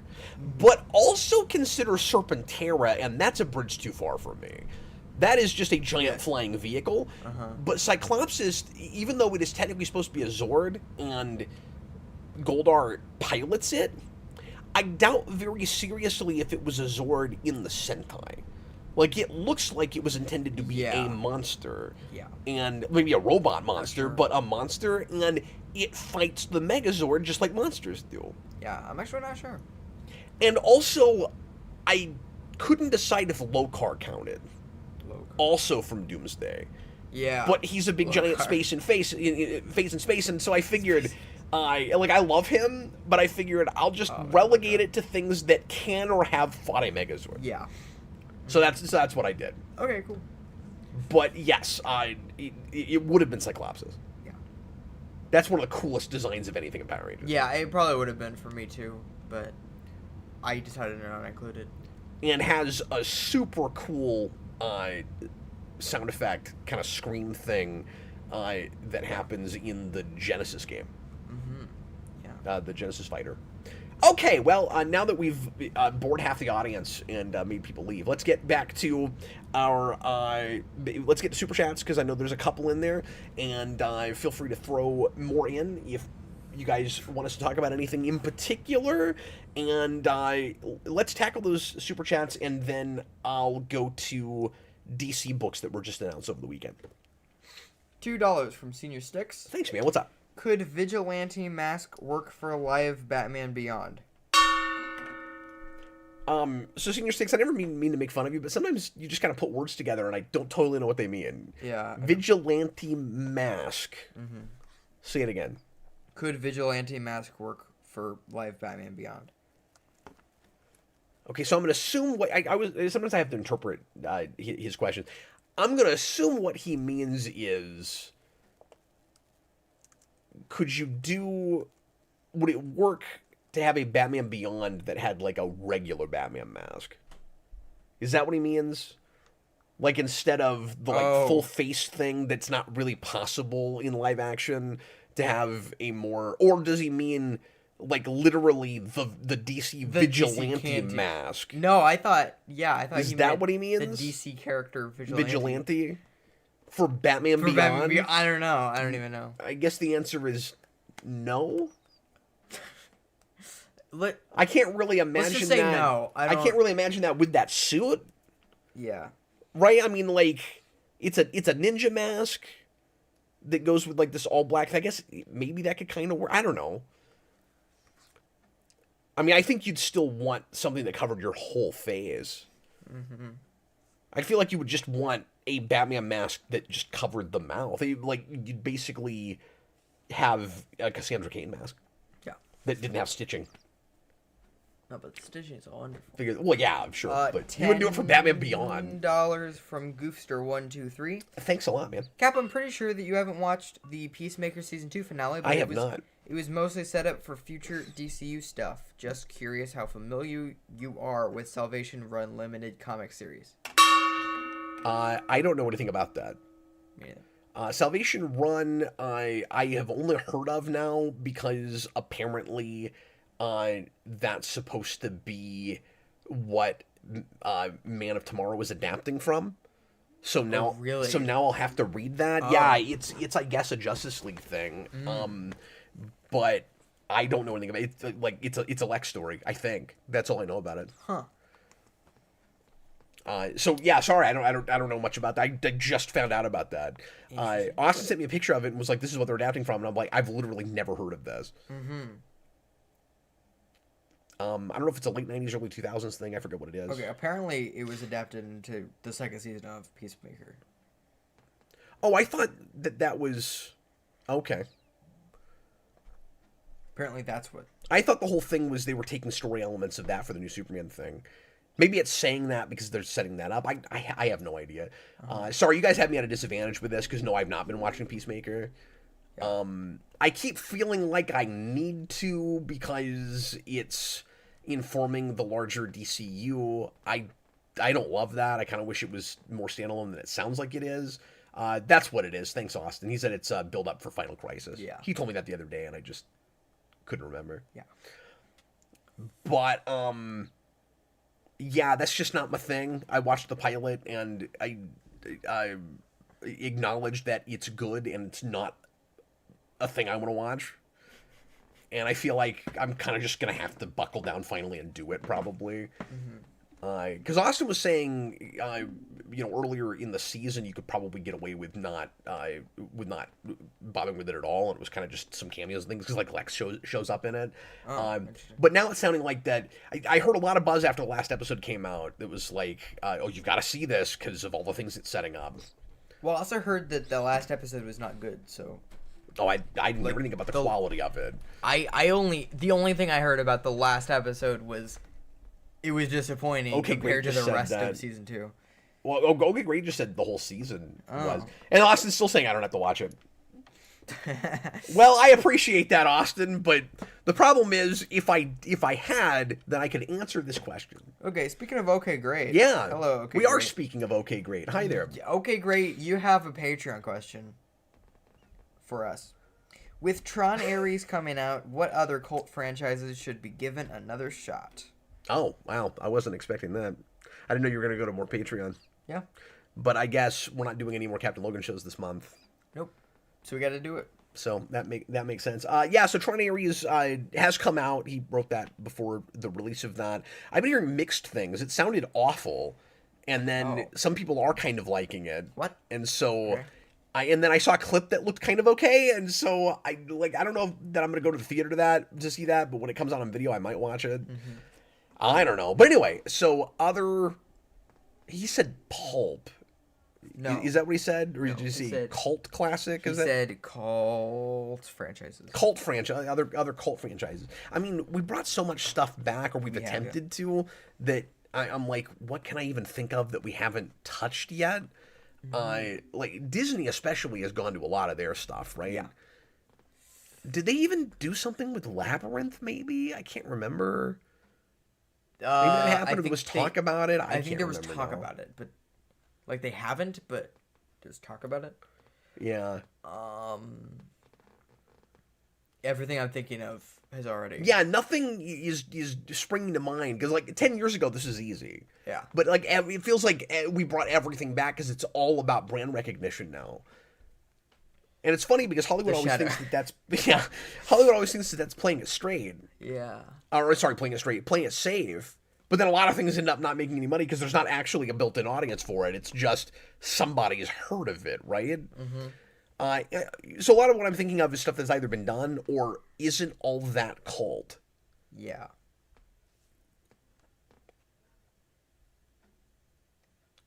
You know? Like, eventually I'd like to see the Munsters attempted again, because... Yeah. That Rob Zombie thing was the worst thing I've ever seen ever. Let's watch it. Ever. And that is worth bringing back and doing again. Yeah. I don't know if that counts. I mean, that's popular enough, but it only got 2 seasons, but it was on anyway. Yeah.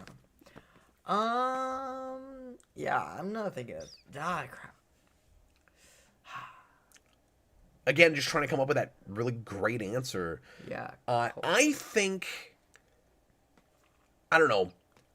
There's a part of me that thinks that it would be completely fair to flat up remake and restart Firefly with a totally different cast. Yes. But it would be blasphemy to so many people, while a lot of that cast is not only alive, but almost all of really all of them aging remarkably well. Yeah. That I feel like you'd have to probably do it with that cast. Uh-huh.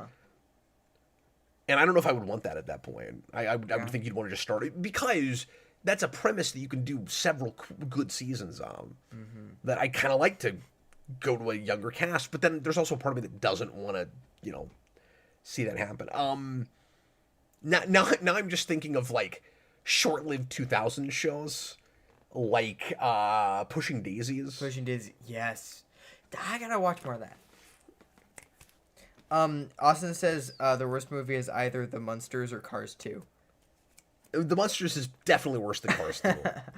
Only because Cars 2 has been worse on every viewing for me, because I liked the first movie, and in the theater I was like, ooh, that's not what I wanted, but like I didn't want to throw up. Like The Munsters. Rob Zombie's Munsters, that's like anti-entertainment. Wow. Okay, is that a live action thing, or is that yes, okay. That movie hates you for watching it. Oh wow. Let's watch it. He doesn't know that, but it does. It's Godzilla, October. Firefly, The Next Generation. And then for a while, there was serious talk about a Galaxy Quest TV show, and I think that could have worked. Yeah. Mm-hmm. So yeah, there's some stuff. I thought of a few answers finally. Cinegraphic Sarah Connor Chronicles. Yeah, but you would just want a 3rd season. It'd be crazy to do it now. Like at one time I would have said 4400, and then we actually rebooted that, and it was apparently terrible. But I don't know this for sure, but I hope the apparently middling, not very good 4400 remake ended on a cliffhanger. That would just be poetic. I really, because the history of that show, I should show you that show. It's really good. That show got 4 seasons. Mm-hmm. That was what Ira Stephen Bear did after DS9. Oh, okay. And it's a really neat show. It's another like superpowers but not really superheroes kind of thing. So it's like Heroes, but it's not really going to comic book at all. Mm-hmm. And it ends on a shocking cliffhanger that would have been a really cool shakeup of the status quo, and then it gets canceled. Oh no! And then they do novels to finish it, and the novels end on a cliffhanger, and that got canceled. So I hope that remake, because I think it only got one season, maybe two. I hope that ends on a cliffhanger. Oh man, because that would just be hilarious. Oh man, we should bring Stargate back. You know what? That's a big one. That's probably the right answer. Absolutely. I don't know if that's cult, but it's, you know. These days, so what's funny is Stargate has a gigantic fandom that if you're not into Stargate, you don't know about. Yeah. If you go, and I think you might have to become a member of it to even look at it. And I am. I've used, or I've been on the Stargate Facebook group some, because a couple of years ago I was blowing through SG1 and I was getting real into that. And I think of myself as kind of a casual fan of that stuff, but I like it a lot.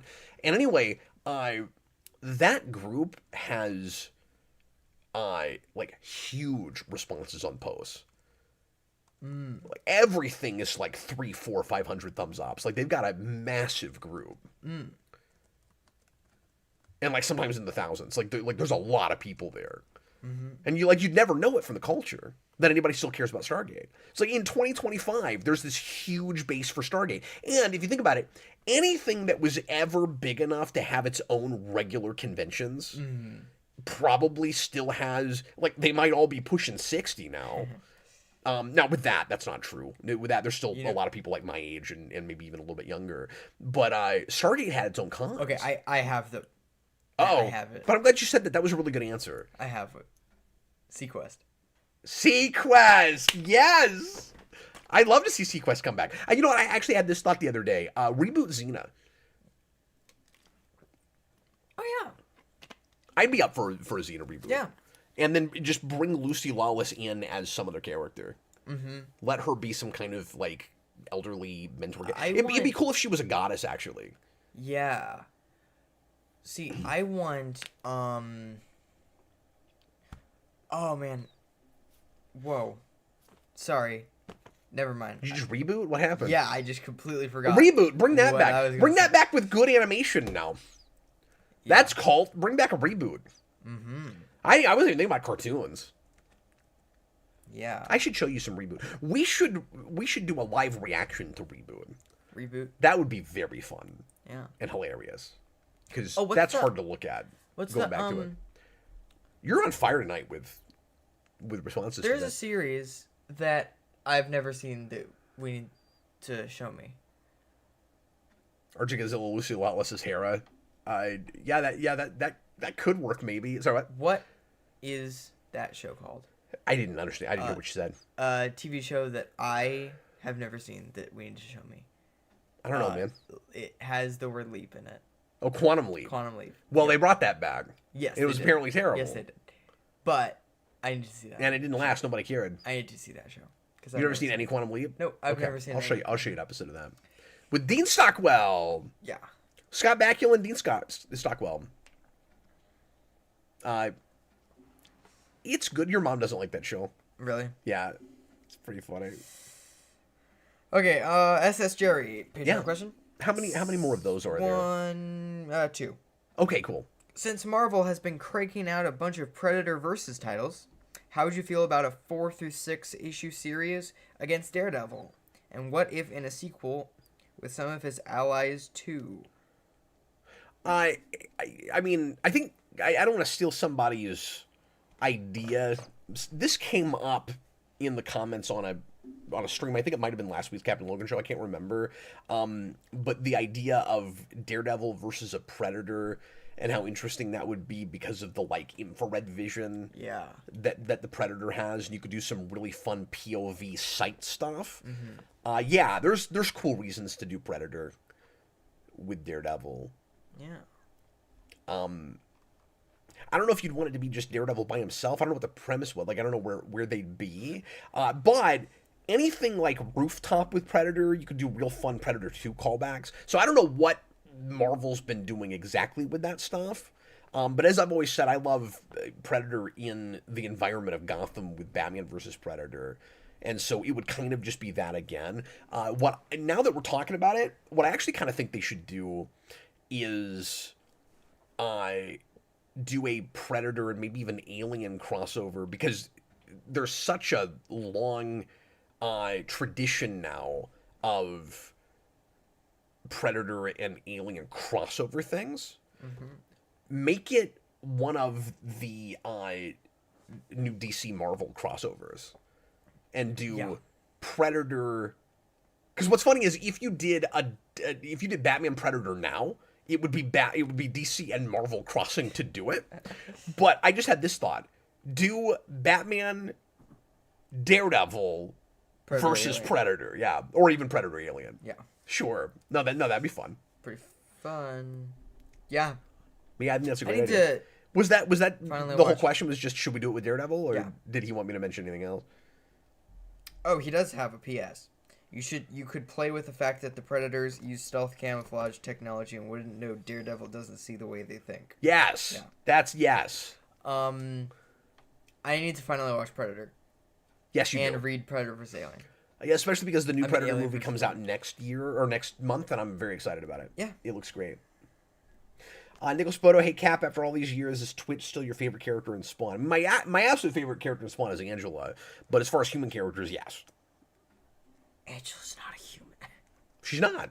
That's why I said, as far as human characters go, it's Twitch. Yeah. Okay, read the other Patreon question real quick, Yeah. and then we need to get to. I was going to try to cap off at 9:00, but that has not quite worked out. Yeah. But we got. Are we going to do our last segment? Yeah. Okay. We'll see if we can do that kind of quickly. We were gonna play a game together. Go ahead. This is from Elliot Slater. This is a quick one.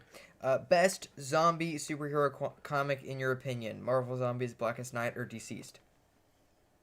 Marvel Zombies, Blackest Night, or Deceased. That's tough, actually. I'm gonna kick Deceased out, though I like it a lot. I like all three of those things a lot. Do I like Blackest Night or Marvel Zombies better? I think I'm probably giving it to the original Marvel Zombies. Although it's neck and neck. I mean, I like Blackest Night a lot too. That is going to depend on the time of day and how I'm feeling. Probably those are both really great. That's an excellent question. Yeah. That's tough. Let's try to do Predator soon. All right, let's do it. And you haven't seen Alien either. No. Did you mention that? We got to do that too. I have not. Yeah. Okay, we're going to play a couple of quick rounds of Standard Replicator. That is basically 20 questions, although we don't usually count the number of questions. Did you want to do just quick 10-question challenges, or do you want to do, like, honest-to-God Standard Replicator? We can do 10-question challenge.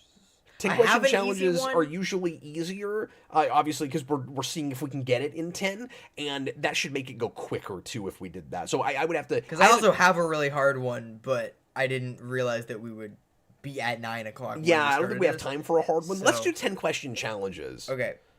And should we drop the chat? Oh, sure. Okay, so we're going to drop the chat. You guys feel free to play along in the comments, and just trust us that we're not looking at them, because for 10-question challenges, I don't want to take turns from the audience. But we'll see if anybody guesses it quicker than I can. So you want to start and then I'll go? Yes. Okay. So, again, I'm going to trust that Jason's made this easy enough that I can maybe get it in 10. Yeah. These are tough. Yeah. These are tough. It's funny because it's an easy one, but it's tough because you only have 10. Yeah. But you have unlimited guesses, right? Yes. Okay. And you got to give me your category. Your category is comic characters. I don't know if that's fair. That's not a very broad category. Okay, comic characters. Is it a superhero? It's not a superhero. Is it in DC? No. Is it Marvel? Yes. Okay, well at least I'm at a publisher now. Okay, so this is a Marvel not superhero. Is it a bad guy? Yes. Okay. Is it human? Yes. Okay, I'm halfway there. So we have a human villain at Marvel. Is it Doctor Doom? Not Doctor Doom. Okay. Is it an X-Men related character? Not an X-Men related character. I shouldn't have said that because it'd be a mutant, and I don't know if you would call a mutant a human. I don't know. That's always sticky. Okay. And this is also sticky with human, but it's... So that's... Okay, all right. So That's 6. I wish you hadn't said that. Now that's going to throw me off. That's 6. Is it male? It is male. Okay. We hadn't established that yet, right? I'm already at 7. So we have a male human Marvel supervillain that is not X-Men related. Is it a Spider-Man villain? It is a Spider-Man. Okay, that's 8. Is it the Spot? It's not the Spot. I thought you might go there. Okay. Is it, well, now... Thought of it. When I said unlimited guesses, I don't think you can keep guessing. I think you have to then ask a question, but you can ask. You can do a guess each time if you wanted to. Okay, I've got 2 left. It is a male Spider-Man villain. Has it been in a live-action film? Yes. I got 1 left, which like doesn't. I mean, it narrows it down, but like now I've got a 1 in like 8, 9, 10, whatever it is. So now I got to get in your head and just try to think of what you'd be likely to say. He gave me a clue, folks. He gave me a clue because he said human is sticky. Human is sticky, but it's been in a live-action Spider-Man movie. Where would human be sticky in any of those? Well, it's not Vulture now. It's not Electro. It's not Green Goblin. Like, none of those are sticky about human. We know they're human. It's not. I mean, unless it's not going to be Venom. Is it Venom? No. Okay. Not Venom. It's not Venom. I mean, I'm basically out, but I was just gonna see.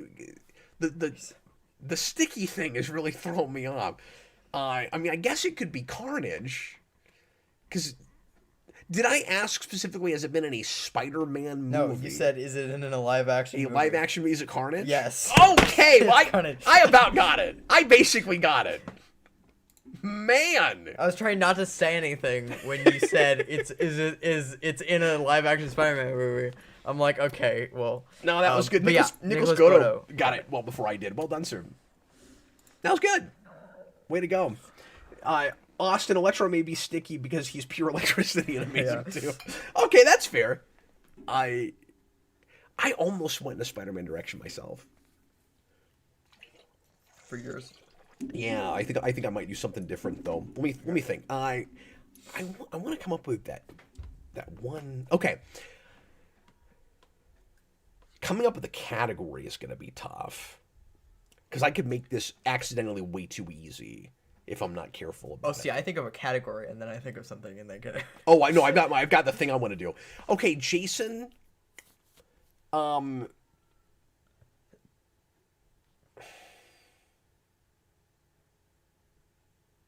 Since you went pretty broad for your category, I'll do that too. Okay. It's characters in superhero movies. Okay. Okay. I'm trying to decide if I should be even nicer than that. No. Okay. Because I say comic book. All right. Characters in superhero movies. Dude, you're even... Like, I was broader than you. Yeah, no, that's true. Okay. But because of what this is, I'm wondering if I shouldn't be a little bit more narrow. All right. Go ahead. Does anybody have a guess? Is this in... Actually, no.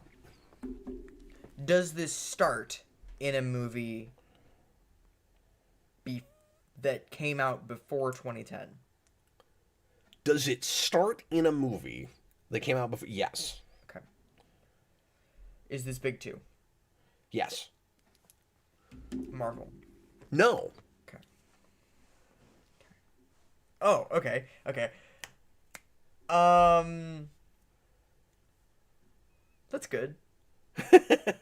I mean, DC pre-2010, that does help. No, that helps. That's pretty good. Yeah. Is this a Batman thing? Yep. All right. Is it a woman? It's not a woman. Okay. Is it Nox? Yes. You got it in 5. Yeah. Nicely done. That was amazing. I guess I made that too easy. Oh, man. And RJ Gonzalez said Rachel. And I almost made it easier, even. Yeah.